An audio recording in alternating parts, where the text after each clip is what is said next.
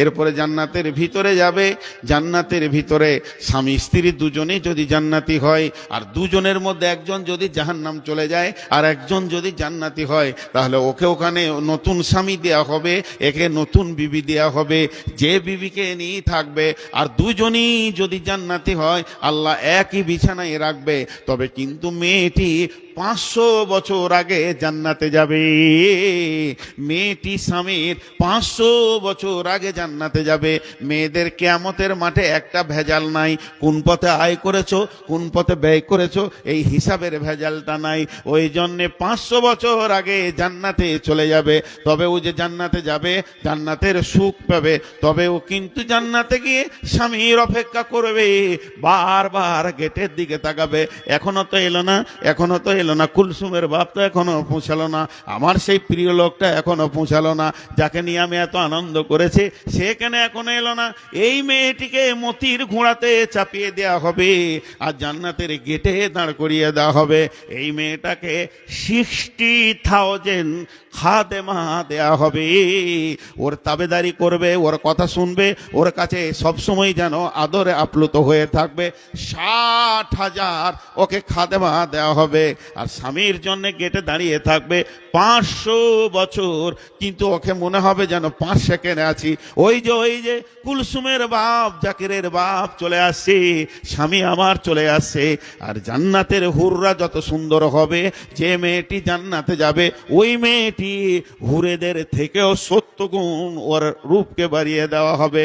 আর ওই জান্নাতের গেটে দাঁড়িয়ে থাকবে, হুররা বলবেন নাহানুল খালেদা তো ফালানা বেদু, নাহানুন নাইমা তো ফালানা বাসু, নাহানুর রাজিয়া তো ফালানা স্কাতু, তু বালেমান কানালানা কুন্নালাহু।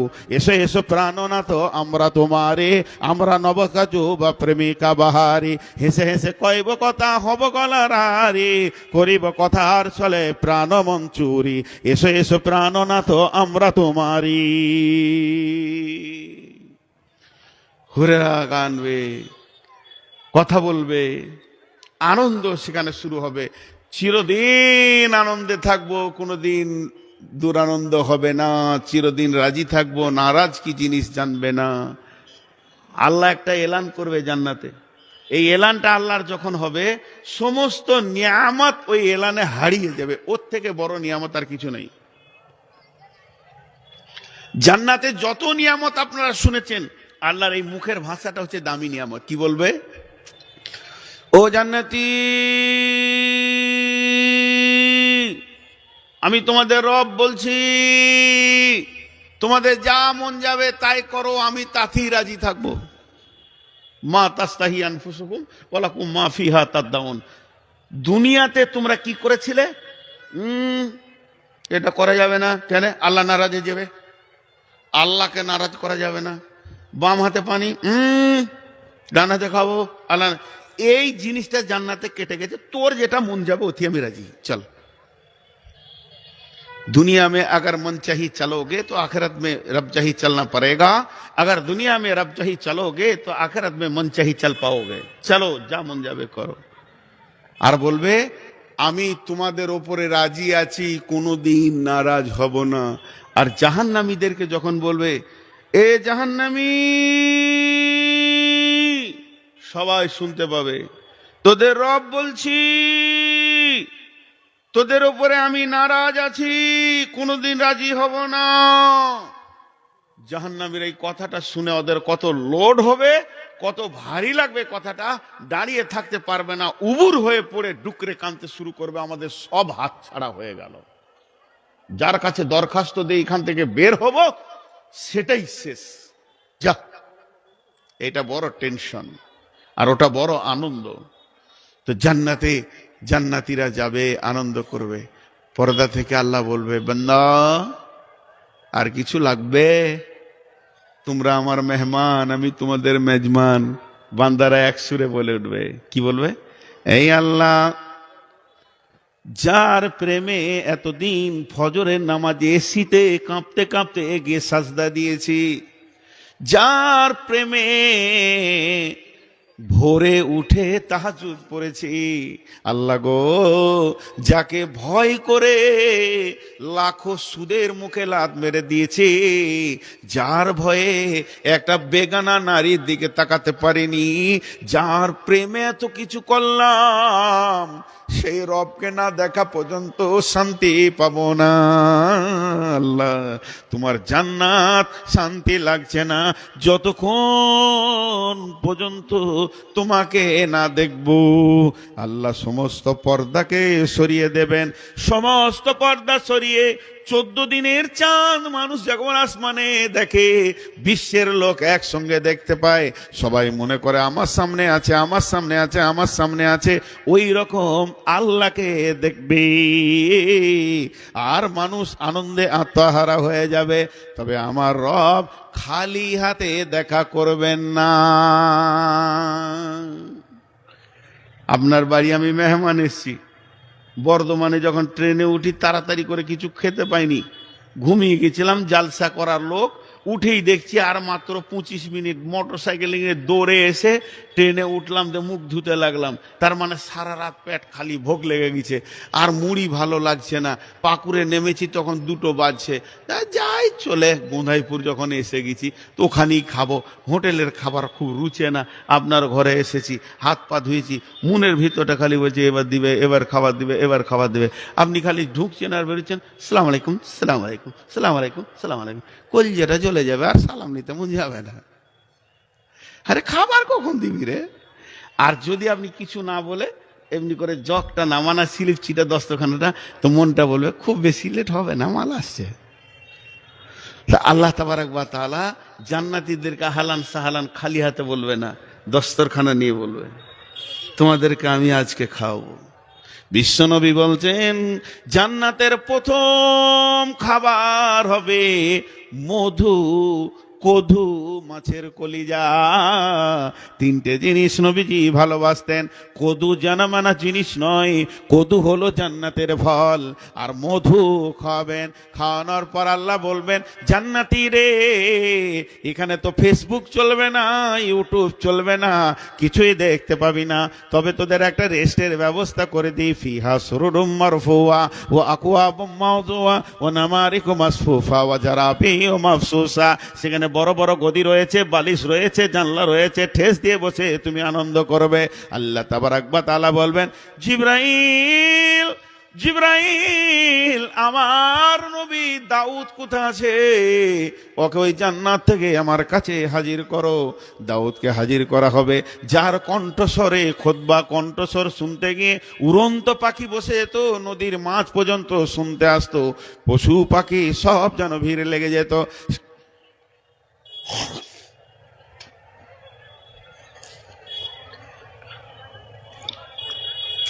সেই দাউদকে আল্লাহ বলবেন হে দাউদ, তুমি একবার জান্নাতীদেরকে আমার নামের সূরাটা শুনিয়ে দাও।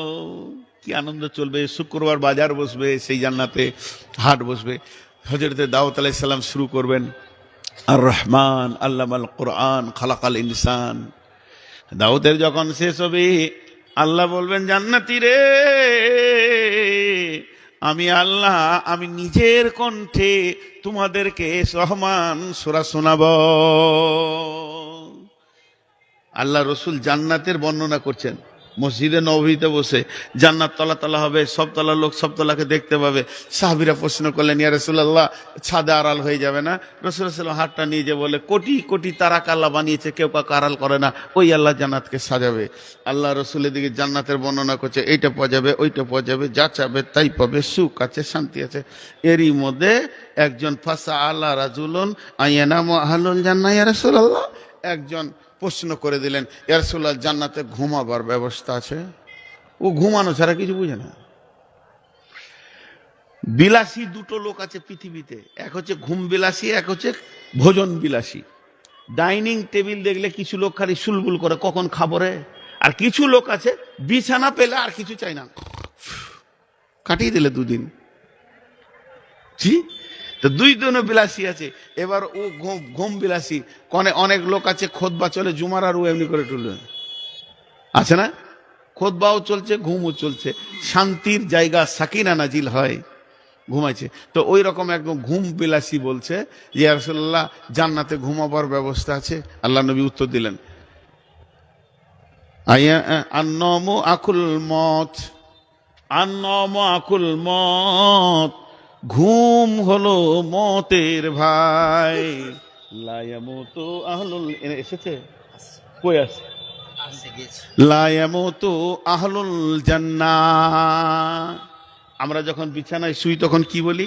আল্লাহুম্মা বিসমিকা আমুতু, হে আল্লাহ তোমার নামে মরছি, ওয়াহিয়া তোমার নামে জীবিত হব। তো ঘুম হলো মতের ভাই, ঘুম হলো একটা সার।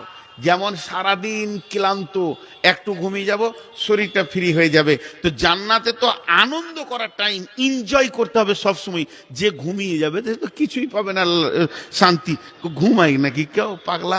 জান্নাতে আনন্দ করব, কোটি কোটি বছর চলে যাবে, ঘুমের এহসাস আসবে না, মেহসুস আসবে না। তবে নবীজি বললেন, মা তাস্তাহি আনফুসুকুম ওয়ালাকুম মা ফিহা তাদদাউন, যদি তুমি চাও তো পাবে, লেপ গদি তো আছে, তোমার ঘুমানোর ইচ্ছা হলে ঘুমোবে। লা ইয়ামুতু আহলুল জান্নাহ। আমাদের এই যে জামাত আমাদের ইজতেমায় হয়ে গেল হুগলিতে, এইরকম ইজতেমা আজ থেকে 10-15 বছর আগে শোনা কথা বলছি, আমি ওখানে যাইনি, হরিয়ানাতে ইজতেমা চলছিল, বিরাট ইজতেমা। আর বায়ান করছে মৌলানা উমার পালংপুরি, উনি মারা গেছেন, ওর ছেলে ইউনুস পালংপুরি মারা গেছেন। তো ওই उमर पालंगपुरी बयान करছেন, जन्नत में ये मिलेगा, जन्नत में वो मिलेगा, जन्नत में ये चाहे यो है वो है, हुर मिलेगा, खाना पीना मिलेगा, বলেই যাচ্ছে জান্নাতের খালি সব পাওয়া যাবে। আর হরিয়ানার লোক খুব হুঁকা খায়, জানেন তো? মসজিদের গেটে বসে বসে হুক্কা খাওয়া, 5 ওয়াক্ত নামাজি তাহাজ্জুদ পড়ে, হুক্কা লম্বা দড়ির মতো আছে, এখান থেকে টানবে, সবাই গোল করে টানবে। এক বুড়া উঠে বলছে, এ মৌলভি पहले तो ये बता जन्नत में हुक्का मिलेगा। কত বড় হুঁশ, সত্য ঘটনা। তো মৌলানা দেখছি একদম বুড়া মানুষ, লাঠিতে ঠেস দিয়ে উঠেছে, ওকে যদি ধুমকি দিত পড়ে যাবে, তোকে কৌশল করে উত্তর দিই। তো বলছে, মিয়াজি, আমাদের দেশে যেমন বলে সর্দারজি মুন্সিজি, ওদের বলে মিয়াজি, मियाजी जन्नत में अगर हुक्का मांगोगे तो हुक्का मिल जाएगा, सब तो मिलेगा, हुक्का भी मिलेगा, लेकिन उसको तो सुलगाना होगा, जलाना होगा, सुलगाने के लिए तुमको जहन्नम जाने पड़ेगा। ওটা যদি খেতে হয় তো জাহান্নামে যে জ্বালিয়ে নিয়ে আসতে হবে। তো ওই সমাজই দাঁড়িয়ে কান ধরে লেছে, কাভি হুক্কা নেই পেউঙ্গা, জাহান্নাম जाना अगर पड़ेगा तो हुक्का छोड़े যে আজকো, আর খাবো না হুক্কা। জান্নাত এমন একটা জিনিস আল্লাহ তাবারক ওয়া তাআলা দিয়েছেন। এই জান্নাতে রয়েছে বড় বড় পাখি, জান্নাতে রয়েছে অট্টালিকা, জান্নাতে রয়েছে বড় বড় কলা, আঙ্গুর রয়েছে, থোকা থোকা থোকা থোকা ঝুলছে। আল্লাহর নবী জান্নাতের বর্ণনা দিয়েছেন। তো এই জান্নাতের ভিতরে আল্লাহ তাবারক ওয়া তাআলা সমস্ত নেককার বান্দাদেরকে দেবেন। আর জান্নাতের হুরেরা তারা আদর করে গীত শোনাবে, নাহানুল খালেদাতু ফালা নাবেদু, নাহানুন নাইমাতু ফালা নাবাসু, নাহানুর রাজিয়াতু ফালা নাসকাতু, তুবা লিমান কানা লানা কুন্না লাহু। এসো এসো প্রাণনাথ আমরা তোমারি, আমরা নবকাজু বা প্রেমিকা বাহারি, হেসে হেসে কইব কথা হব গলার হারি, করিব কথার চলে প্রাণ মঞ্চুরি, পেয়েছি মরণ শূন্য জীবনের তরি, এসো এসো প্রাণনাথ আমরা তোমারি। জান্নাতের সব থেকে বড় নিয়ামত হলো আল্লাহর রেজামন্দি। কিন্তু একটা ঘটনা কি, দুনিয়ার মেয়েদের সঙ্গে জান্নাতে হুরেদের সঙ্গে দুটা কথা হবে। কেমন কথা হবে? মেয়েরা 3টে জিনিস নিয়ে ঝগড়া করে, কার বয়স কত, কে কত দেখতে সুন্দর, কার বয়স কম কার বয়স বেশি, কে কত দেখতে সুন্দর, আর বাড়ির ছোট ছোট সামগ্রী জিনিস নিয়ে ঝগড়া করে। জান্নাতের হুরেরা বলবে আমরা ভালো, দুনিয়ার মেয়েরা বলবে আমরা ভালো। ভাবিয়েন না, ঝগড়া মানে মারামারি, ফাটাফাটি, গোলাগুলি, মার্ডার লয়, আনন্দের আনন্দের আনন্দের এনজয়। দুনিয়ার মেয়েরা বলবে আমরা ভালো, আর জান্নাতের হুরেরা আমরা ভালো। আল্লাহ বলবেন, বিচারকটা দেখেন কে না আল্লাহ, সেই আনন্দে একটা আনন্দ শুরু হয়ে গেল, আনন্দের জোয়ার পড়ে গেল। রব্বুল আলামিন বলবেন, ও হুরেরা, তোমরা নিজেদেরকে কেন এত ভালো বা দামি বলছো, আমাকে একটু তোমরা শোনাও। হুরেরা বলবে, আল্লাহ, আমাদের গায়ে ময়লা হয়নি, আমাদের পোঁটা ছিল না, আমাদের কফ ছিল না, গড় ছিল না, চোখে মিচড়ি ছিল না, আমাদের জীবনে মেন্স হয়নি, আমাদের নিফাস হয়নি, পেশাব পায়খানা ছিল না, আমাদের গোটা শরীরটা পবিত্র, সদা পবিত্র, তাই আমরা ভালো। তোমাদের বলা হলো, হ্যাঁ হয়েছে, বসো। এই দুনিয়ার মেয়েরা, তোমরা যে নিজেদেরকে ভালো বলছো, তা উঠো, বলো কেন ভালো। দুনিয়ার মধ্যে যে মেয়েরা জান্নাতি হবে, ওই মেয়েদের মধ্যে একটা প্রতিনিধি উঠে বলবেন, আল্লাহ, আমরা কেন ভালো শুনেলেন, আমরা নামাজ পড়েছি, ওরা বেনামাজি, আমরা রোজা রেখেছি, ওরা জীবনে রোজা রাখেনি, আমরা তোমার কালাম পাকে তেলাওয়াত করেছি, কালাম পাক ওরা কে বুঝে না। আল্লাহ, শুধু তাই নয়, আমরা পৃথিবীতে দুনিয়াতে স্বামীর খিদমত করেছি, এই পর্যন্ত শেষ নয়, তোমার যত আলিম আমাদের পেটে হয়েছে, যত কোরআনের হাফিজ আমাদের পেটে হয়েছে, আমাদের দুধ চুষে তারা মানুষ হয়েছে, শুধু এই পর্যন্ত নয়, যারা বড় বড় শহীদ, যাদের কারণে দিন প্রতিষ্ঠিত হয়েছে, তাদের রক্তগুলো আমাদের দুধের সাথে সংযোগ রয়েছে, আমাদের পেট থেকে হয়েছে। যতগুলি পৃথিবীতে নবী এসেছিলেন আদম ছাড়া, সব আমাদের পেটের ফসল। সব থেকে বড় কথা, আপনার শেষ নবী আমাদের পেটে হয়েছে, আমাদের দুধ খেয়ে মানুষ হয়েছে, এর জন্য ওদের থেকে আমরা ভালো। আল্লাহ ফয়সালা দেবেন, ও জান্নাতের হুরেরা, তোমরা শুনে নাও। আর দুনিয়ার মেয়েরা, তোমরা বড় বোনের ভূমিকায় থাকবে, তোমরা ছোট বোনের ভূমিকায় থাকবে। জান্নাতের মেয়ে যারা হুর আছে, তারা দুনিয়ার মেয়েদেরকে বড় বোনের মতো শ্রদ্ধা করবে, মেপে কথা বলবে। আর যারা দুনিয়ার মেয়ে জান্নাতে এসেছে, তারা হুরেদেরকে নিজের ছোট বোনের মতো দেখবে, স্নেহের সঙ্গে কাছে গলায় জড়িয়ে নেবে। এই হিসাবেই তোমরা জান্নাতের ভিতরে থাকবে। আর ওই জান্নাতের ভিতরে মানুষ খাবে খাবে খাবে, পেট ভরে যাবে, যখন মেহসুস হবে যে আরো খেতাম। জান্নাতের মধ্যে পেশাব খানা নাই, পায়খানা নাই, পেশাব পায়খানা প্রয়োজন নাই, একটা আল্লাহ ঢেকুর দেবে, সমস্ত খাবারগুলি হজম হয়ে শেষ হয়ে যাবে, আর মিসকাম্বারে সেন বের হবে। শুধু তাই নয়, স্ত্রীর সঙ্গে মিলবে, হুরেদের সঙ্গে মিলবে। স্খলন হলে এখন গন্ধ করে, সেই জান্নাতে গন্ধ করবে না, মিসকাম্বারের সেন্ট হবে। একটা পুরুষকে 360টা মহিলা ব্যবহার করার ক্ষমতা আল্লাহ জান্নাতে দেবেন। জান্নাতে পুরুষরা কত বড় হবে, জান্নাতে পুরুষরা হবে হযরতে আদমের চেহারার মতো, আদমের মতো এত ছোট থাকবে না, বেশি লম্বা হবে না। সমস্ত পুরুষ হবে আদমের হাইটে, আর সমস্ত নারী হবে হাওয়ার হাইটে। জান্নাতের বয়স কি থাকবে? জান্নাতের বয়স 14, 15, 16, 18, 20, 25 থাকবে না। জান্নাতের বয়স হবে 33 বছর। 33 বছরের যৌবনটা কন্ট্রোল যৌবন। এই কন্ট্রোল যৌবনের বয়স আল্লাহ 33 বছরের বয়স। নারী পুরুষ সমান বয়সে থাকবে। জান্নাতের বাহ্যিক চেহারা কেমন হবে? জান্নাতীদের বাহ্যিক চেহারা হবে হযরতে ইউসুফ আলাইহিস সালামের মতো, আদমের মতো উঁচু পুরো হবে, ইউসুফ আলাইহিস সালামের মতো বাহ্যিক চেহারা হবে। জান্নাতীদের দিলটা কেমন হবে? জান্নাতীদের দিলটা হবে হযরতে আইয়ুব আলাইহিস সালামের মতো। আর জান্নাতীদের চরিত্র হবে, সকলে জোরে বলবেন, সকলে বলতে বলেছি, জোরে বলবেন, জান্নাতীদের চরিত্র হবে নবী মুহাম্মদুর রাসূলুল্লাহ সাল্লাল্লাহু আলাইহি ওয়াসাল্লামের মতো। হে আমার আপনজনেরা, আপনাদের কাছে আমি ভিক্ষা চাইছি, আমার জন্য দোয়া করেন। সুগার অনেক বেশি, তবে এটা ভিক্ষা চাইনি, আমার হায়াতের জন্য দোয়া করেন। লম্বা হায়াত, এটা একটা বদদোয়া।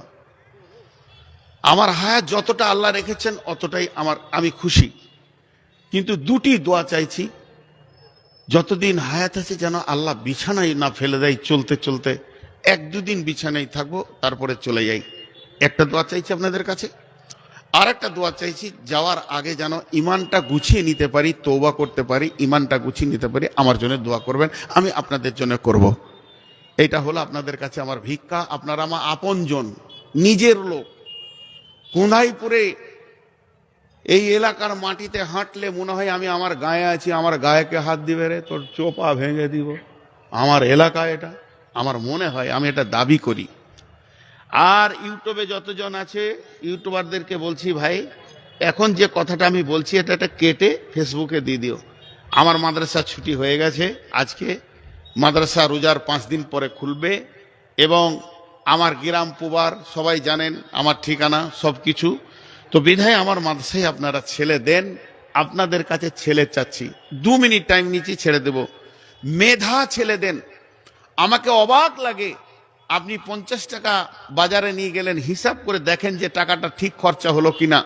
আপনি ধুলিয়ান যান 500 টাকা নিয়ে, সেটা ঠিক খরচা হলো কিনা দেখেন। আপনি সব কিছুকে মেপে চলেন, আর মাদ্রাসায় ছেলেকে ভরে দিয়েছেন টুপি পাঞ্জাবি পরে, যেছে আসছে। একটা কোনো আলেমকে দিয়ে যাঁচ করেন যে আমার ছেলে কোন জায়গায় দাঁড়িয়েছে, পড়ছে না, ফাঁকি বাজছে। আমি বলতে পারি চ্যালেঞ্জ দিয়ে, 7 জামাত 8 জামাতের ছেলে একদম 1 জামাতের কিতাব পড়তে পারছে না। এই ঘটনাই সব জায়গায় ঘটে গেছে। 2 বছর মাদ্রাসার দায়িত্বে সেগুলো বুঝতে পারছি, এগুলো এত ধ্যান ধারণা আমার ছিল না। আমাকে ফারাক্কা থেকে ফোন করছে যে আমরা 6টা ছেলে আছি, মিসকাতে ভর্তি হব। আমি বললাম এসো বাবু, ভর্তি করে নিব। তা আমাকে আবার প্রশ্ন করছে পরীক্ষা নিবে নাকি। আমি বললাম হাড় মুচড়ে পরীক্ষা নিব, পরীক্ষা নিয়ে অ্যাডমিশন করব না। যে ছেলে পড়তে পারবে না তার বাপকে বলে দেবো তোমার ছেলের অবস্থা এই, পাহাড় খাটিয়ে দাও, 7 বছর পড়বে, কুড়ে হয়ে যাবে, কিছু করতে পারবে না। তো আমি চ্যালেঞ্জ দিব, আমার মাদ্রাসায় আপনারা পাঠান, পরীক্ষা করে ছেলে নিব। আপনি গার্জেন যাবেন পরীক্ষা দিনে, আপনি বসে থাকবেন, আপনার ছেলেকে 7 বছর পড়েছে, 10 বছর পড়েছে, 15 বছর পড়েছে, 8 বছর পড়েছে, 20 বছর পড়েছে, আপনাকে ভর্তি করতে হবে না। আমার মাসে একবার নিয়ে যাবেন, আর আমি আমার শিক্ষক দিয়ে ওকে চেক আপ করে দিব। আপনার মিজাজটা খুলে যাবে যে ছেলেটার পেছনে কেমন সময়টা লাগিয়ে দিলাম, দিনই তালিম শিখতে এসেছে। যে তারপর আপনি অন্য মাদ্রাসায় দিবেন। 7 জামাতের ছেলে এসেছিল দিনাজপুর থেকে, 1 জামাতে ভর্তি করেছিলাম, থাকবি থাক, নাইলে চলে যা। অতএব আপনাদের কাছে আমার আকুল আবেদন, বুক ভরা দাওয়াত দিচ্ছি, আপনাদের শিশুদেরকে দেন। আমি শিশুদেরকে ডাকছি না যে বাবা তোমরা এসো পড়তে, আমি ডাকবো না। আমি গার্জেনদেরকে বলবো, আপনি যদি সক্রিয় গার্জেন হন, হাতে ধরে ছেলেটাকে নিয়ে যান, সেখানে পরীক্ষায় বসান, তারপরে ছেলেটাকে ভরেন। ইনশাআল্লাহ আমার মাসে পড়াশোনা ভালো হয়, এই দাবি রেখে আপনাদের কাছে আমি চাইলাম। আর আমি আমার জন্য দোয়া চাইলাম। হায়াত বাকি তো মোলাকাত বাকি। আল্লাহ তাবারাক ওয়া তাআলা আমাদেরকে উভয়কে ক্ষমা করুন, মাফ করুন। আসসালামু আলাইকুম ওয়া রাহমাতুল্লাহি ওয়া বারাকাতুহু। ওয়ালাইকুম আসসালাম ওয়া রাহমাতুল্লাহ। জাযাকাল্লাহ আহসানাল জাযা। মাশাআল্লাহ, এ ছিলেন ফাজিলে গেরামি ব্রাদারে মুখলিস শেখ নূর মোহাম্মদ খাতির সাহেব, আমার সিনিয়র। ইসলামপুর মার্কাজে যখন পড়ি উনি অনেক সিনিয়র, আমি অনেক জুনিয়র। আল্লাহ ওনার